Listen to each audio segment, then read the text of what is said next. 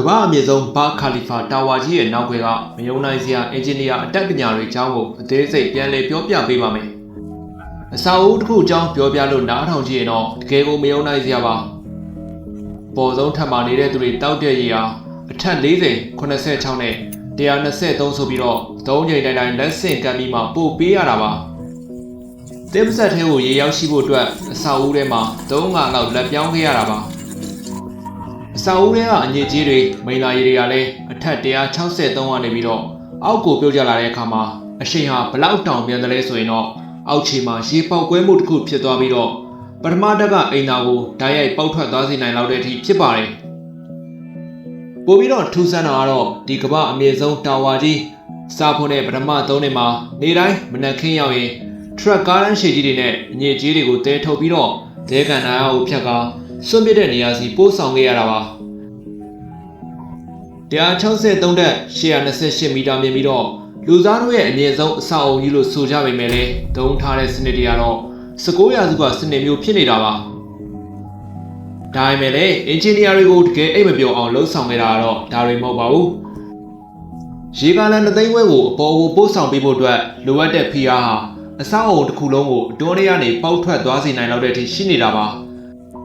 ဒါဘာခါလီဖာအဆောက်အုံကြီးပဲဖြစ်ပါတယ်ယူပပေတာရဲ့အခက်ခဲဆုံးပြဿနာတိုင်းကိုအပြည့်ထုတ်ပေးခဲ့ရတဲ့ဒဲကနာတွေကတရဝါကြီးတစ်ကောင်လည်းဖြစ်ပါတယ်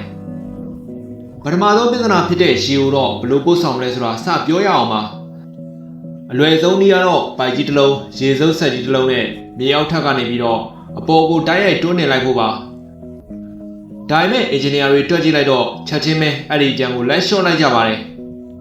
ဘာလို့လဲဆိုရင်တော့အောက်ခြေမှာဖြစ်လာမဲ့ဖိအားကတံမဏိပိုက်တွေခန္ဓာရည်ထက်အများကြီးပိုများနေလို့ပါပိုက်တွေကရိုးစိတ်ုံနေမဟုတ်ဘဲနဲ့ဓာတ်ရိုက်ပေါက်ထွက်သွားမှဖြစ်ပြီးတော့အခန်းတွင်းရှောက်လန်းနေမှာရေဘူးဆန်းတွေလိုပန်းထွက်ကုန်မှာပါဖိအားတွေကအောက်ကနေလာတာမို့ဘယ်သူမှစနစ်တစ်ခုလုံးပိတ်လိုက်တဲ့အထိအဲ့ဒီရေတွေကရက်မှာမဟုတ်ပါဘူးတိတ်နဲ့ချီပေးဝဲထားတဲ့တင်းရဲ့စိန်ခံအိမ်ခန်းနယ်ထဲမှာရေဖိအားဘုံတစ်လုံးအချိန်မွေးရှိနေသလိုဖြစ်နေမှာပါအင်ဂျင်နီယာတွေရဲ့အဖြေကတော့အဆောက်အုံတစ်ခုလုံးကိုအပိုင်းဖြစ်လိုက်တာပါသူတို့က128မီတာကိုအမြင့်အလိုက်တီးခြားဆက်မှုစုံ9ခုခွဲလိုက်ပါတယ်ဒါကတော့အထက်30တိုင်းမှာတစ်ပိုင်းစီပဲဖြစ်ပါတယ်ဇုံတစ်ခုစီမှာ9ပိုင်းရေကန်နဲ့ရေစုပ်ဆက်ရှိပါတယ်ရေတွေကမြေအောက်ကနေထွက်လာပြီးတော့ပထမရေစုပ်ဆက်ကအထက်40ကရေကန်စီကိုတွင်းတင်ပေးပါတယ်အဲဒီရေကန်ပြည့်သွားမယ်ဆိုရင်တော့ဒုတိယဆက်ကနေဆက်ပြီးတော့အပေါ်ကိုတွင်းတင်ပေးပါတယ်ဒီလိုနဲ့ပဲနောက်ထပ်ဇုံတွေကိုတစ်ဆင့်ပြီးတစ်ဆင့်ပို့ဆောင်ပေးတာပါဆက်တလုံးဟာထက်30စာလောက်ကိုပဲတာဝန်ယူရတာမို့ဖိအားကတော့အမြဲတမ်းဘေးကင်းတဲ့အတိုင်းအတာတိုင်းမှာပဲရှိနေတာပါဒါပြင်ပိုက်တွေကလည်းမပေါက်တော့ပါဘူးဇုံတစ်ခုစီကသီးခြားစီမို့လို့အထက်80ကပိုက်ပေါက်သွားရင်တော့မှပဲအပေါ်နဲ့အောက်ကဇုံတွေကပုံမှန်တိုင်းလဲပတ်နိုင်ပါတယ်ဒါဟာရေပေးဝေးစနစ်တင်ပုံပန်းနဲ့ဒေါင်လိုက်တိဆောက်ထားတဲ့မျိုးပြရေကုန်ရကြီးတစ်ခုလိုပဲဖြစ်ပါတယ်ရေကအပေါ်ကိုရောက်သွားပြီဆိုရင်တော့ပြန်ဆင်းလာဖို့လည်းလိုပါသေးတယ်အညစ်အကြေးတွေပြန်ဆင်းလာတဲ့လမ်းကြောင်းကအင်ဂျင်နီယာတွေအတွက်တကယ်ကိုကောင်းခဲ့စရာအိမ်မက်ဆိုးပါအထက်163ကနေလွတ်လပ်စွာပြုတ်ကျလာတဲ့မိန်နာရည်တွေဟာ9မီတာလောက်တွန်းမှလည်းအမြင့်ဆုံးအရှိန်ကိုရောက်သွားပြီးတော့အောက်ဆုံးထိအရှိန်ပြင်းပြင်းနဲ့ဆင်းလာတာပါအောက်ခြေကိုရောက်တဲ့ခါမှာတော့ဒေါင်လိုက်ကနေရေပင်ကြီးလမ်းကြောင်းကိုရုတ်တရက်ကွေ့လိုက်ရတဲ့အတွက်အရှိန်ကရုတ်တရက်ကျဆင်းသွားခဲ့ပြီးတော့ရေတွေကပိုက်ထဲမှာပိတ်မိကအပေါ်ကိုပြန်တက်တဲ့ဖျားလိုင်းကြီးတစ်ခုဖြစ်ပေါ်စေပါတယ်အဲ့ဒီအတွက်အထူးဒီဇိုင်းမလုပ်ထားဘူးဆိုရင်တော့အောက်ထက်ကလူတွေရဲ့အိမ်သားတွေကနေထူးဆန်းတဲ့အတန်တွေထွက်လာမှာပါအငြိကျေးနှံတွေကလည်းကျမ်းမြင်ကြားကနေထွက်လာပါမယ်အဲ့ဒီထက်ပိုဆိုးမယ်ဆိုရင်တော့အိမ်သားတွေကနေအငြိကျေးတွေအပေါ်ကိုပန်းထွက်ပြီးတော့မျက်နှာကိုတောင်မှလာဆင်းနိုင်ပါတယ်ဒီပြဿနာအတွက်အဖြေကတော့မထင်မှတ်ထားလောက်အောင်ရိုးရှင်းပေမဲ့လည်းလောရတာကတော့မလွယ်ကူပါဘူးအင်ဂျင်နီယာတွေကအငြိကျေးပိုက်တွေကိုအောက်ရောက်လေးပိုးချအောင်လုပ်လိုက်ကြပါတယ်အဓိကပိုက်လုံးကြီးရဲ့အချင်းကတော့24လက်မအထိရှိလာပါတယ်။ဒါမှအိမ်တွေမှာဆိုရင်တော့4လက်မပဲရှိတာပါ။ပိုကျဲတဲ့ပိုက်တွေကြောင့်အညစ်အကြေးတွေ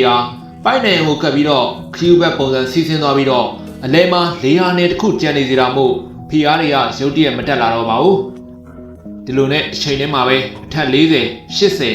120တွေမှာအချိန်လျှော့တဲ့နေရာတွေတက်ထားပြီးတဲ့အတွက်အထက်163ကနေပြီးတော့အောက်ဆုံးထိတန်းပြီးတော့ပြုတ်ကျမလာတော့ဘဲနဲ့တစင်ချင်းအရှိန်တက်ပြီးတော့မှဆင်းသက်လာတာဖြစ်တဲ့အတွက်အောက်ခြေကရိုက်ခတ်မှုကိုလည်းရှော့ချနိုင်ခဲ့ပါတယ်။အညစ်အကြေးပိုက်တွေရဲ့ပြဿနာကပြီးဆုံးသွားပေမဲ့လည်းနောက်ဆုံးအခက်အခဲတစ်ခုကကြန့်ရှိနေပါတယ်။ ဒါကတော့ဒီအညစ်အကြေးတွေကိုအဆောက်အဦတွေကနေဘလို့ထုတ်မလဲဆိုတာပါဒါပိုက်တွေနဲ့မသက်ဆိုင်မနဲ့ဒူဘိုင်းရဲ့ကျွေးမီးတွေနဲ့ဆိုင်သွားပါတယ်2000ပြည့်နှစ်လယ်တွေမှာဒူဘိုင်းဟာအဆောက်အဦတွေကိုအရှိန်ဟုန်နဲ့စောက်ခဲ့ရမှာဒေါ်လာ800ဘီလီယံလောက်ကျွေးတင်ခဲ့ပါတယ်အဆောက်အဦဆောက်တဲ့အရှိန်ကအခြေခံအဆောက်အဦတွေတိစောက်မှုထက်အများကြီးပိုမြန်နေခဲ့တာပါဘာခါလီဖာတာဝါကြီးဟာ2010မှာဖွင့်တဲ့အချိန်မှာတော့ကမ္ဘာတွင်းကမီဒီယာတွေကလူသားတွေရဲ့အမြင့်ဆုံးအောင်မြင်မှုလို့ချီးကျူးခဲ့ကြရမယ်လေအောက်ချိန်မှာတော့နေတိုင်းမနက်တိုင်းလိမ်မောင်ထရက်ကားတန်းကြီးတွေကတော့အဆောက်အဦတွေကအငြိကြီးတွေကိုစုပ်ထုတ်ပြီးတော့ကီလိုမီတာဝေးကြီးမှရှိတဲ့တန်းစင်ဆက်အုံတွေစီတဲဆောင်သွားခဲ့ရပါတယ်21ရာစုရဲ့ရှုပ်ထွေးဆုံးအင်ဂျင်နီယာအဖွဲ့ကြီးဟာပထမ3နှစ်မှာ19ရာစုကထရက်ကားစနစ်နဲ့ပဲရပ်တည်ခဲ့ရတာပါဒီလိုနဲ့2017စက်တင်ဘာလမှာတော့မြို့ပြမြေအောင်မိန်နာစနစ်ဟာဘာခါလီဖာစီကိုရောက်ရှိလာခဲ့ပြီးတော့အဲဒီထူးဆန်းတဲ့တမိုင်းကြောင်းကြီးဟာဆုံးသက်သွားခဲ့ပါတယ်အငြိကြီးပြဿနာကြီးပြီးဆုံးသွားတဲ့အခါမှာတော့အပူဒဏ်ကနောက်ထပ်ချိန်ချောက်မှုဖြစ်လာပြန်ပါတယ်ဒူဘိုင်းရဲ့နေရာဒီမှာမြေပြင်ပူချိန်က50ဒီဂရီစင်တီဂရိတ်အထိရှိနိုင်ပါတယ်အဆောက်အဦတစ်ခုလုံးကိုဖန်သားပြင်2600နဲ့ဖုံးအုပ်ထားတာဆိုတော့နေအောင်ကအရက်မျက်နှာအနှံ့ကနေဝင်ရောက်နေမှာပါဘာမှမလုပ်ထားရင်တော့အပေါ်ဆုံးထပ်ကအိတ်ခမ်းနေရဖန်လုံအိမ်ကြီးလိုဖြစ်ပြီးတော့လူတွေကိုအရှင်လက်လက်ခင်ပြစ်တယ်လို့ဖြစ်နေမှာပါဒါအုပ်ကာကွယ်ဖို့အတွက်အင်ဂျင်နီယာတွေကပထမဆုံးအနေနဲ့ဖန်သားပြင်တွေကိုအလေးမြန်တဲ့အလွှာတစ်ခုဖုံးအုပ်ထားလိုက်တဲ့အတွက်နေအောင်ကြီးအများစုကိုအပြင်ကိုပြန်ကန်ထုတ်လိုက်ပါတယ်ဒါပေမဲ့အလေးမြန်အောင်နဲ့မလုံးလောက်သေးပါဘူးဒုတိယကာဝယ်ရေးဆင်းကတော့တော်တော်လေးစမ်းကြယ်ပါတယ်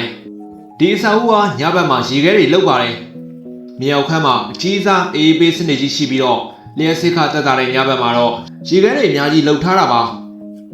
နေကဲဘက်မှာနေပူလာတဲ့အခါမှာတော့အဲ့ဒီရေခဲတွေကိုအရေးပျော်စေပြီးတော့ရလာတဲ့အေးစိတ်နေတဲ့ရေတွေကို30လက်မရှိတဲ့ပိုက်ကြီးတွေကနေတစ်ဆင့်အဆောက်အဦကြီးတစ်ခုလုံးရဲ့လေအေးပေးစက်တွေစီကိုပို့ဆောင်ပေးပါတယ်အပူဆုံးပူချိန်တွေမှာဆိုရင်ဘာခါလီဖာကြီးဟာတနေ့တာ3နဲ့အေးတာရေခဲတန်ချိန်13000အရေးပျော်တာနဲ့ညီမျှပါတယ်ဒီစနစ်ကနေဘေးထွက်ပစ္စည်းနေတဲ့ရေငွေ့တွေထွက်လာတာကိုလည်းပြန်လည်စုဆောင်းပြီးတော့အဆောက်အဦတွေကတစ်ပင်ပန်းပန်းတွေကိုရေလောင်းဖို့အတွက်ပြန်လည်သုံးပါတယ်ဒါဟာဒဲကန်နာနဲ့တိုက်ခိုက်နေတာမဟုတ်ဘဲနဲ့ဒဲကန်နာနဲ့လဲလှုပ်ဆောင်နေတာလည်းဖြစ်ပါတယ်ဒါပြင်နောက်ထပ်အရေးကြီးတဲ့ပြဿနာကတော့လူတွေပါလူ3000ဝဲလောက်ဟာနေတိုင်း128မီတာမြင့်တဲ့ဒီတာဝါကြီးထဲမှာအတက်အဆင်းလုံနေကြရတာပါဒါမှန်အဆောက်အဦတွေလိုဓာတ်လေကနင်းငယ်ပဲထားပြီးတော့အထက်တိုင်းရဲရမယ်ဆိုရင်တော့အောက်ကနေပေါ်ဆုံးကိုရောက်ဖို့အတွက်မိနစ်20လောက်ကြာပါလိမ့်မယ်အပေါ်တန်းကလူတွေဆိုရင်လည်းအောက်ကနေလူအပြည့်နဲ့တက်လာတဲ့ဓာတ်လေကားတွေကြောင့်ဘယ်တော့မှစီးရမှာမဟုတ်တော့ပါဘူးဒါကြောင့်အင်ဂျင်နီယာတွေကဝေးပြေးလမ်းမကြီးတွေရဲ့စနစ်ကိုယူသုံးလိုက်ပါတယ်ဓာတ်လေကား59စင်းလုံးကိုအမြန် Express နဲ့ပုံမှန် Local ဆိုပြီးတော့2မျိုးခွဲလိုက်ပါတယ်အမြန်ဓာတ်လေကားတွေကတော့အောက်ခြေကနေအထက်43 86 123မှာရှိတဲ့ခေါင်းငယ်ခမ်းမလို့ခေါ်တဲ့ Sky Lobby တွေစီကိုကြားမမြေမှန်နဲ့တိုင်းရိုက်ပြေးဆွဲပေးပါတယ်အဲ့ဒီခမ်းမတွေရောက်မှတက်ဆိုင်ရာအထက်တွေကိုပို့ဆောင်ပေးမဲ့ပုံမှန်ဓာတ်လေကားတွေကိုပြန်ပြောင်းစီးရတာပါနောက်ဆုံးအခက်အခဲဆုံးကတော့ကွန်ကရစ်လောင်းတာပါ128မီတာမြင့်ကိုကွန်ကရစ်တွေရောက်အောင်ပို့နိုင်ဖို့ဆိုတာတော့ဒီဇိုင်းကောင်းအောင်လည်းမရပါဘူးဒူဘိုင်းရဲ့50ဒီဂရီအပူချိန်မှာကွန်ကရစ်တွေဟာလမ်းခုလက်မှာနေမဲ့ခဲသွားနိုင်ပါတယ်အဲဒီလိုဖြစ်ရင်တော့ပိုက်တွေပိတ်ကုန်ပါမယ်လမ်းကြောင်းတွေပြတ်တောက်ကုန်ပါမယ်ဒါပြင်ဒေါ်လာသန်းပေါင်းများစွာလည်းဆုံးရှုံးသွားမှာပါအင်ဂျင်နီယာတွေကကွန်ကရစ်ဖြိုတဲ့စက်တွေကိုရေခဲတွေအများကြီးထည့်လိုက်ကြပါတယ်ပိုက်ထဲမုံငင်ကွန်ကရစ်ရဲ့အပူချိန်ကိုရေခဲမှတ်နီးပါးအထိချလိုက်တာပါဒါမှအမြင့်ကိုတက်မဲ့ခီးစဉ်တစ်ချောင်းမှာရေအသွေးမပြတ်ဖဲနဲ့စီးဆင်းနိုင်မှာဖြစ်ပါတယ်ဒါတွေမကသေးဘဲနဲ့ကွန်ကရစ်လောင်းတဲ့အလုပ်ကိုညဘက်မှာပဲလှုပ်ဆောင်ခဲ့ကြပါတယ်ရေခဲတွေနဲ့ညဘက်လှုပ်တဲ့စနစ်ကြောင့်ကွန်ကရစ်တွေကို606မီတာအမြင့်ထိတစ်ခါတည်းတွန်းတင်နိုင်ခဲ့တာပါကမ္ဘာအမြင့်ဆုံးတာဝါကြီးဖြစ်တဲ့ဘာခါလီဖာတာဝါကြီးဟာယူပါမီနာရဲ့အခက်အခဲဆုံးပုံစံတိုင်းကိုအပြေထုတ်ပေးနိုင်ခဲ့ပေမဲ့လည်းဒါဟာအဆုံးသတ်မဟုတ်ခဲ့ပါဘူးအခုဆိုရင်တော့ Saudi Arabia မှာမီတာ1000ကျော်မြင့်မဲ့ဂျရာတာဝါကိုစောင့်နေသလိုမီတာ2000နီးပါးမြင့်မဲ့စီမံကိန်းတွေလည်းရှိနေပါပြီဒါပေမဲ့တေချာတာတစ်ခုကတော့ပိုမြင့်တဲ့တာဝါတိုင်းဟာဘာခါလီဖာတာဝါကြီးကြုံတွေ့ခဲ့ရတဲ့အိမ်မက်ဆိုးတွေကိုပို့ပြီးတော့ပြင်းပြင်းထန်ထန်ရင်ဆိုင်ကြရအောင်ပါဘာခါလီဖာတာဝါကြီးကတော့128မီတာဆိုတဲ့အဖြစ်နဲ့ဒဲကန်နာအလယ်မှာခိုင်ခိုင်မာမာရက်တည်နိုင်ခဲ့ဖြစ်ပေမဲ့လည်းနောက်လာမဲ့တာဝါတွေရဲ့အဖြစ်ကတော့ဘယ်သူမှမသိရှိနိုင်သေးပါဘူးခင်ဗျာဟုတ်ကဲ့ပါဒီကနေ့တင်ဆက်ပေးခဲ့တာကတော့ကမ္ဘာအမြင့်ဆုံးဘာခါလီဖာတာဝါကြီးရဲ့နောက်ဘက်ကမယုံနိုင်စရာအင်ဂျင်နီယာအတတ်ပညာတွေအကြောင်းကိုအသေးစိတ်ရှင်းပြပေးခဲ့တာလည်းဖြစ်ပါတယ်ခင်ဗျာအဆုံးထိကြည့်ရှုပေးခဲ့တဲ့အတွက်ပရိသတ်တွေအားလုံးကိုကျေးဇူးထူးပဲတင်ရှိပါတယ်ခင်ဗျာ နောက်ထပ်ဗီဒီယိုသစ်တွေကိုကြည့်ရှုဖို့အတွက်ကျွန်တော်တို့ရဲ့ channel လေးကို subscribe လုပ်ထားဖို့အတွက်လည်းတောင်းဆိုအပ်ပါရခင်ဗျာ